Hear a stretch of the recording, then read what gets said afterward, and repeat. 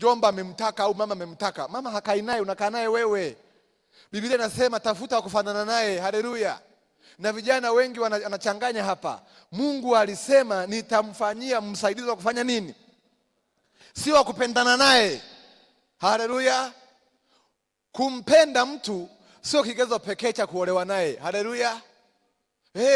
Nenda mbali zaidi, mnafanana, mnaendana. Wengi wameachana na bado walikuwa wanapendana. Kila wakikaa pamoja ni migogoro. Kwa nini? Ni ndege wawili wasiofanana wanakaa kwenye kibanda kimoja. Hawa wataumizana. Haleluya. Wakufanana naye, sio kupendana naye. Ni kweli mnapendana, mnafanana, mnaendana. Sibini mapa mfano hapa.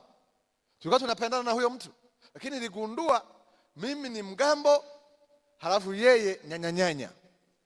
Nikasema hapana, mtu wa Mungu hatuwezi kwenda. Wewe ni mtu mzuri sana, ni mtu bomba sana, lakini mimi ninavyojifahamu, mimi masuala ya kuja tena mimi sabari sina hizo. Mimi ni maelekezo, mbele tembea kwa usawa wakati. Mbele tembea. Sasa tukianza tena hapa habari za nini, tutachelewa.